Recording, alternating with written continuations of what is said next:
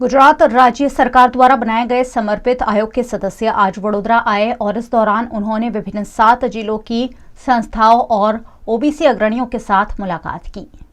गुजरात में राज्य सरकार द्वारा स्थानीय स्वराज की संस्थाओं में अन्य पिछड़ी जाति की बैठक तय करने के लिए निवृत्त मुख्य न्यायाधीश केएस झवेरी की अगुवाई में 3 सदस्यों के समर्पित आयोग का गठन किया है। समर्पित आयोग के चेयरमैन और निवृत्त मुख्य जज केएस झवेरी आज वडोदरा कलेक्टर कार्यालय के धारासभा हॉल पहुंचे और यहां उन्होंने मध्य गुजरात की 7 जिले की विभिन्न संस्थाओं और साथ ही जनता के प्रतिनिधियों की बातें सुनी। वडोदरा जिला सेवा सदन कार्यालय में इस मौके पर उनके साथ collector Atul Gaur, municipal commissioner Shalini Agarwal, वोडा के सीईओ समेत के उच्च अधिकारी भी शामिल हुए। कलेक्टर कार्यालय के धारासभा हॉल में सुबह 10:30 बजे दाहोद, 11 बजे छोटा उदेपुर, 11:30 बजे महिसागर, 12 बजे पंचमहाल, 12:30 बजे आणंद, 1:30 बजे खेड़ा, 3 बजे वडोदरा और 3:30 बजे वडोदरा महानगर पालिका के अग्रणियों की बातों को सुना गया। साउथ सेंट्रल गुजरातना जेटला जिल्ला है, दाहोद, पंचमहाल, महिसागर, भरूच, नडियाद, आणंद અને વડોદરા સિટી અને વડોદરા રૂરલ એટલા જિલ્લાઓને અમે દર અડધો કલાકે ટાઈમ એલોટ કરેલો છે અને એટલા જિલ્લાઓનું આજે હિયરિંગ થશે। કયા મુદ્દા પર ચર્ચા થશે? મુદ્દા એમાં એવું છે, સુપ્રીમ કોર્ટના જજમેન્ટ પ્રમાણે જે અમારી નિમણૂક થઈ છે એ મુદ્દામાં દરેકને સાંભળવાના છે અને એ લોકોનું જે સૂચનો હોય એ અમારે કમિશનનો રિપોર્ટ આપતા પહેલાં।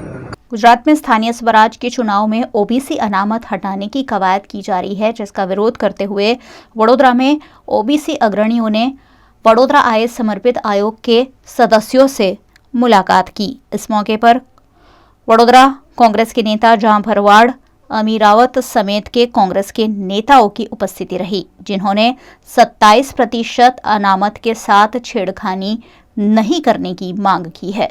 समग्र भारत देश में जे रीते ज्ञाति आधारित वस्ती गणतरी मांगणी तमाम पक्षों करी रह्या छे, अमारी कांग्रेस पार्टी पण करी रही है कि जे रीते वस्ती आधारे अनामत आपवानी जोगवाईओ छे, वस्ती आधारे अनामत आपवानी जे वातो थई छे ए ज रीते अमारी मांगणी छे कि समग्र गुजरात में पण ओबीसी नी जे वस्ती छे एनी गणतरी करवामां आवे। टोटल 146 ज्ञाति ओबीसी में आवे छे, तमाम ज्ञातिओ लगभग तो ओबीसी में आवे छे।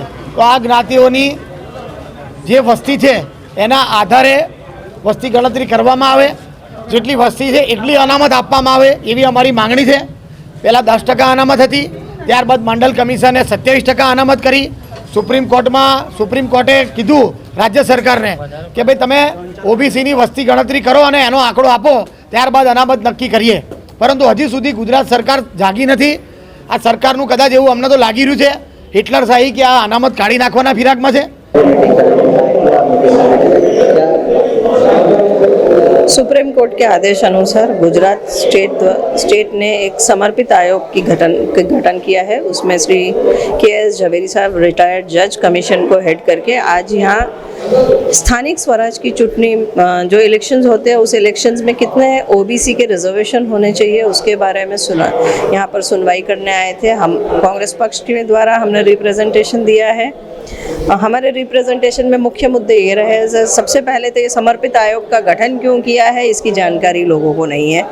एक्सपेक्ट ये किया जा रहा है कि जो गांव में 60 to 70% ओबीसी के लोग हैं, गुजरात में 52% लोग हैं, सब तक इसकी इंफॉर्मेशन पहुंच गई। पर हकीकत में यह समर्पित आयोग की गठन क्यों किया, इसका गठन क्यों किया गया है, इसका पर्पस क्या है, इसके बारे में लोगों को पता नहीं है।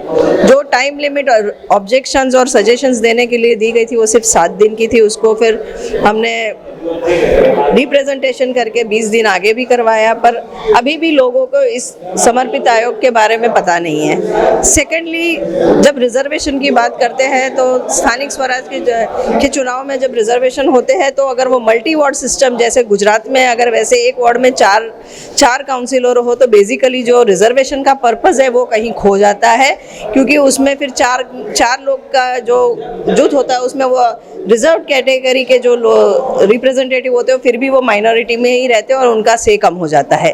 तो हमारी डिमांड है कि ये मल्टी वार्ड सिस्टम जाएगी तभी रिजर्वेशन का मतलब है। थर्ड थिंग इज जो गुजरात में 54% ओबीसी के लोग हैं, ये मानना है, पर जो बेस लेके ये समर्पित आयोग चल रहा है वो स्थानिक स्वराज के लोगों ने जो डेटा दिया है उस हिसाब से है। हमारी डिमांड है कि जो सेंसस है उसको कास्ट बेस किया जाए और उसमें जो एक्चुअल फिगर्स आते हैं उन्हें ध्यान में रख के, उसके मद्देनज़र रख के फिर एक्चुअल डिसीजन